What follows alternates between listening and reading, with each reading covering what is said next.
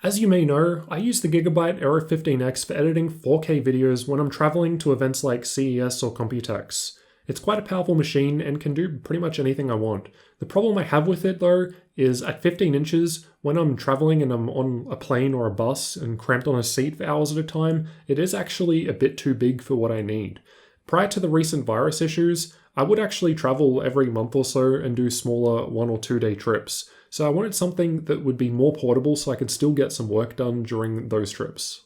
All I would be using the laptop for is basic tasks like writing scripts, replying to comments, watching YouTube videos, the occasional Excel spreadsheet to make the graphs for my videos, nothing too special. I probably would have been perfectly fine using a Chromebook to be honest, but in the end I decided I wanted a Windows system just in case I needed to run the odd application that would need it. In the end, I settled on buying the Xiaomi Mi Air 12.5 inch for $590 US. I actually paid more money to get the smaller size and lower specs. The 13.3 inch version was cheaper and had higher tier hardware like the i5-8250U, but my priority was on size and weight first and foremost. So with my use case in mind, let's get into the rest of the review.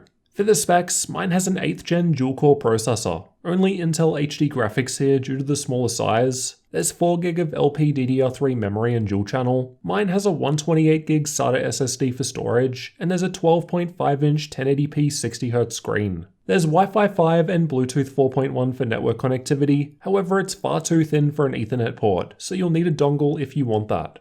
The Mi Air has a silver finish, and there are no sharp corners or edges anywhere. The whole body is metal, so it actually feels quite sturdy given its size. I really like that there's no logos or anything on the lid. All we've got is the small Mi logo below the screen, otherwise it's very clean. The weight is one of the main reasons I bought this. It's listed at 1.07 kilos online, and mine was basically spot on with this. With the small 45-watt Type-C charger, the total weight rises to just 1.26 kilos, so it's quite lightweight for travel. As a 12.5-inch laptop, it's on the smaller side at less than 1.3 centimeters thin, so quite a portable package. This allows for 9mm thin screen bezels on the sides, though the chin was larger. Despite the smaller bezels, the 720p camera is found above the display. No Windows Hello support though. The camera and microphone aren't too bad, especially when you consider I've had more expensive laptops with much worse. The keyboard has white backlighting which illuminates all keys and secondary key functions, although the coverage was a bit patchy. The brightness can't be adjusted, only turned on or off with the F10 key. I found the keyboard alright to type with, though the presses felt a bit shallow, which I suppose is expected from a thinner machine like this. Other than that, no issues to call out. Here's how typing sounds to give you an idea of what to expect.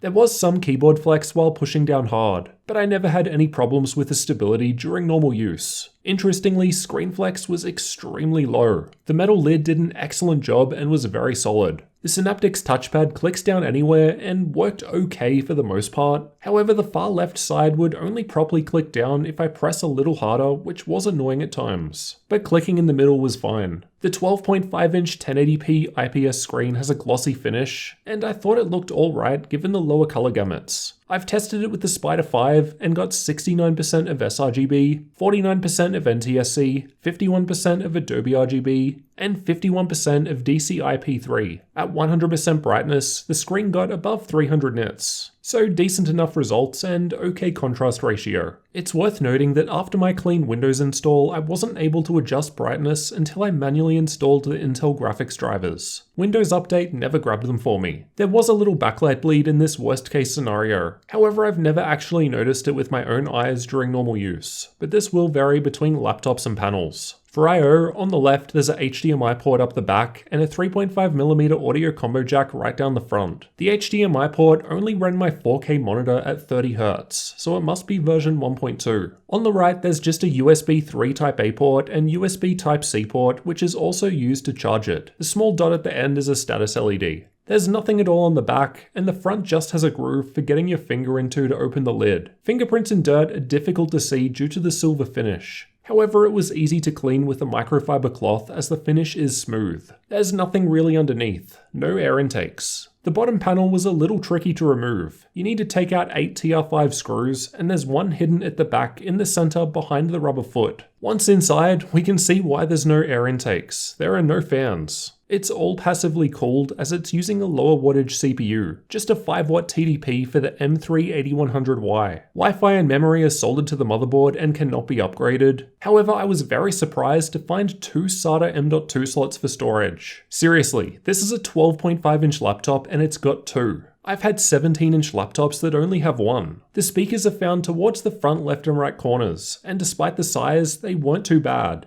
They still got fairly loud at maximum volume, and the latency mon results looked good. The Mi Air is powered by a 36.5 watt-hour battery. Despite not being that large, it lasted for almost 8 hours when just watching YouTube with the screen on 50% brightness and keyboard lighting off. Quite a nice result in this test compared to others, especially when you factor in the battery size. This is due to the lower powered specs, which means as a result, I wasn't able to run the gaming test. As for thermals, in my 21°C room, it was cool at idle, and even under CPU stress test, it was only peaking at 60 degrees. This is because PL1 gets set to 4.5 watts, and the 2 cores were clocked at around 1.3 GHz under this workload. Here's what the CPU performance was looking like in Cinebench. Just for comparison, a modern i7 based laptop will score higher than the multi-core speed of this dual-core chip in single-core, so we definitely won't be winning any races with the M3. As for the areas where you'll actually be touching, it was quite cool at idle. When the CPU stress test was going, it was still quite cool, barely a little warm towards the back and the center, absolutely no issues at all. And as there's no fans, it remains silent regardless of workload. I've used Crystal DiskMark to test the 128GB SATA M.2 SSD, and the speeds were about what I'd expect from a SATA-based drive. For updated pricing, check the links in the description, as prices will change over time. When I bought this notebook in November 2019, it was $590 US. Today it's a little bit more, but I think it's still a fair price for what you're getting. More premium alternatives like the MacBook Air or XPS 13 are not only larger and heavier, but also more expensive. Something like the Xiaomi Mi Air is for those that really value portability and are able to get by with more basic functionality. You won't be editing video or doing anything resource heavy here, but if you just need to get basic tasks done, then I can easily recommend it for travel. Just set your expectations appropriately. It is only a 5W TDP dual-core processor machine with 4GB of memory, but for what I got it for, it works well. Yes, I'm fully aware they're a Chinese company. Rather than using the Chinese version of Windows that came installed with various Xiaomi apps, I instead installed a fresh version of Windows.